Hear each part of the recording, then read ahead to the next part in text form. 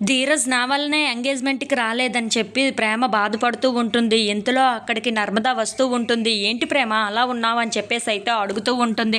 ఆ మాటలు వినగానే అక్కడ ఉన్న ప్రేమ మాత్రం "ఏమీ లేదే" అని చెప్పేసైతే అంటూ ఉంటుంది. ఇంతలో అక్కడ ఉన్న నర్మద మాత్రం "ఈ మధ్య నీలో ఒక మంచి మార్పు వచ్చింది తెలుసా" అని చెప్పేసైతే అంటూ ఉంటుంది. ఆ మాటలు వినగానే అక్కడ ఉన్న ప్రేమ అయితే ఒక్కసారిగా షాక్ అయిపోయి "ఏంటది" అని చెప్పేసైతే అడుగుతూ ఉంటుంది. "నీకు ఆ మధ్యన ధీరజ్ అంటే చాలా కోపం వచ్చేసేది.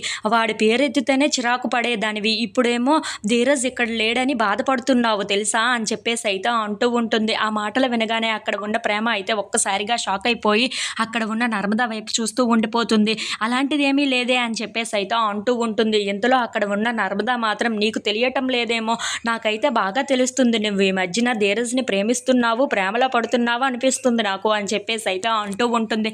ఆ మాటలు వినగానే అక్కడ ఉన్న ప్రేమ అయితే ఒక్కసారిగా నర్మద వైపు అలా చూస్తూ ఉండిపోతుంది. "అవునవును, ముందు ముందు నీకు తెలుస్తుందిలే. నువ్వు ధీరజ్‌ని ప్రేమిస్తున్నావు. నీ మనసులో ప్రేమ మొదలయ్యింది" అని చెప్పేసైతే అంటూ ఉంటుంది. ఆ మాటలు వినగానే అక్కడ ఉన్న ప్రేమ అయితే ఒక్కసారిగా నర్మద వైపు అలా చూస్తూ ఉండిపోతుంది. "అదేమీ లేదు, నువ్వు ఎన్ని అనుకున్నా సరే" అని చెప్పేసైతే ప్రేమ అంటూ ఉంటుంది. ఇంతలో అక్కడ ఉన్న నర్మద మాత్రం "కొద్ది రోజుల్లో నువ్వే బయటపడతావులే, నాకెందుకులే సరే" అని చెప్పి అక్కడి నుండి వెళ్ళిపోతూ ఉంటుంది. అక్కడ ఉన్న ప్రేమ మాత్రం ధీరజ్ కోసం ఆలోచిస్తూ ఉంటుంది.